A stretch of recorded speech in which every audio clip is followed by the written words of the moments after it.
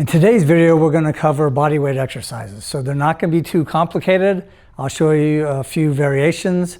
Hit mainly chest and arms and legs. So your core is going to work as well. And the back is kind of hard to do with body weight. So, but it is going to work as an antagonist, meaning every time you work your chest, your back has to work as a stabilizer. Also, biceps are kind of hard to do as body weight without any equipment.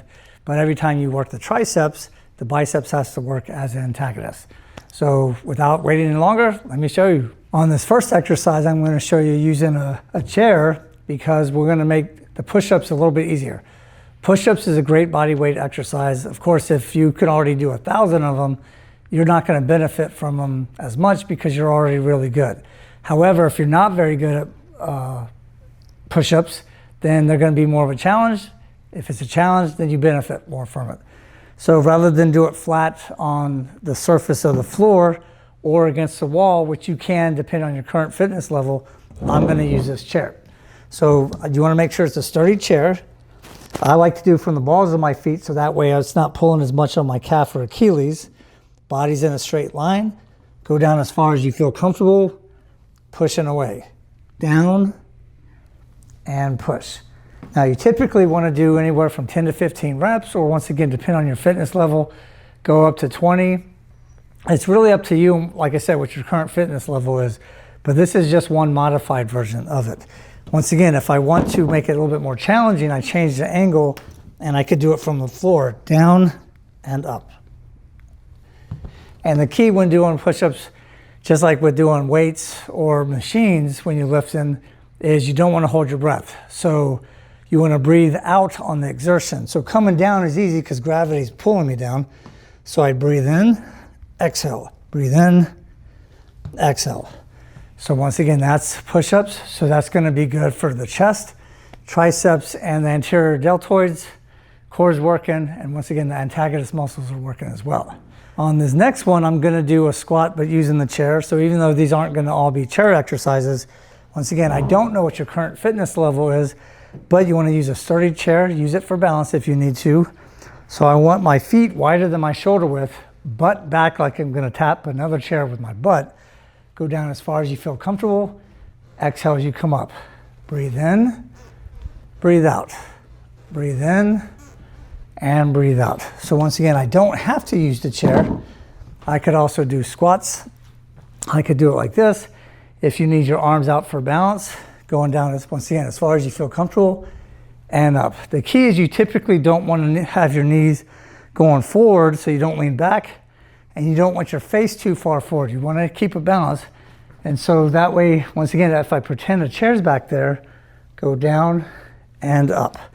So once again, since I have a chair as a good visual here, you want to go down like you're going to tap the chair and up. And if you're not used to doing squats, you could actually do it that way where you put a chair and you physically tap it with your butt and come back up. The reason why you want to do it like that is imagine me going forward too much and going down is putting pressure on my patella tendon, plus my butt will miss the chair and I'll fall to the floor. That's if your balance is bad. It's also, once again, you want to work your quads, but a squat is really good for the hamstrings and glutes as well if done properly. So tap. Now, breathe in and exhale. Another good leg exercise is this one here, where I'm doing like a split squat. So once again, I could hold on to a chair if I need to for balance, but what I want to do is try to keep the weight roughly 50-50 on both legs, down and up, down and up. So as you notice, I'm not leaning forward, which would put more weight on the front leg. I'm not leaning back because I don't want to put too much weight on the back leg. So it's just straight down and straight up, down and up. So once again, my feet are about shoulder width apart, so it helps with stability and balance. I like to do this too because that helps prevent, if you need to, for safety's sake, but my balance is pretty good, so I don't need to put my arms out to the side, at least not until my legs are good and tired, which will hinder performance. After a while, I'll make balance a little bit tougher. Another one that we're going to do now is called a starfish, arms out. So it's 1, 2, 3, 4, 5, kind of in the shape of a starfish. What I want to do is take this hand, right hand, left foot, and alternate. Now, if you can't reach your toes, that's fine. But this works the quads, works your abs, also helps balance a little bit, especially if I go a little slower.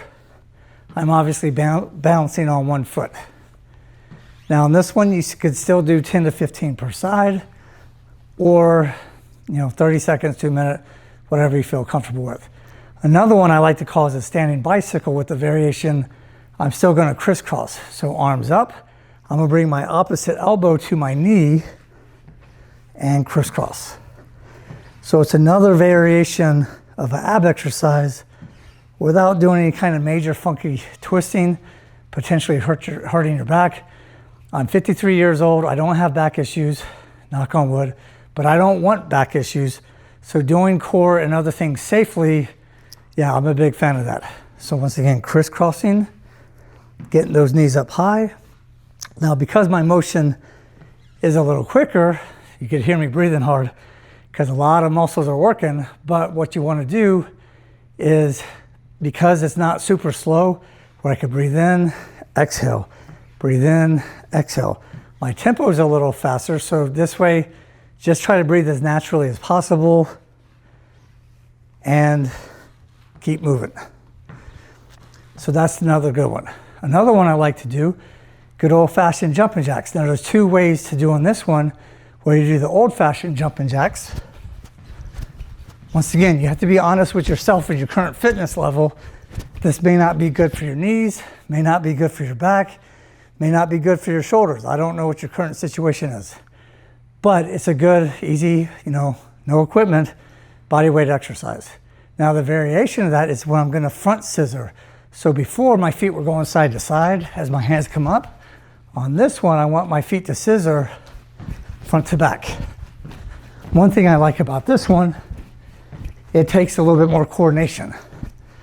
Now I'm kind of used to doing these, so it may not look like it takes coordination, but my clients that aren't used to it, they really struggle because it's kind of the left-right brain thing, tapping your head, rubbing your belly type of thing. So just give it a shot, see what you can do, and ask me any questions if you have any in the comment box below. On this one, I'm going to do a floor exercise. It's going to be a bridge, which uses a little bit of the calves, hamstrings, glutes, and your core. So what I want to do on this one is lay flat on my back with my head on the floor. I could use my hands by my sides as kind of a stabilizer. The easiest way to do this is where you lift the hips up as high as you feel comfortable, keeping the head and shoulders down, flexing the core, flexing the glutes and the hamstrings, and then go down. You could do it with a straight back in each direction, or curl, like you lift up your hips first and articulate, so then you go up, and then reverse curl. So then my upper back's starting to curl down, and then my hips are the last thing that go down. So it's curl up, curl back down. Now, that might be way too easy for you. So it could be a warm-up if you want to still do it. A variation of this one is have one leg up in the air, and like I'm trying to tap the ceiling with my foot. This is obviously more challenging because I'm only pushing off the ground with one foot while trying to keep this leg going straight up and not letting it fall or going side to side. So that's a handful of exercises using nothing but body weight. Didn't want to keep it too complicated. There's tons of other body weight exercises I can show you. If you're interested, once again, let me know in the comment box below. Feel free to ask me any questions and I'll be happy to help you out. And enjoy the rest of your day. See you in the next video.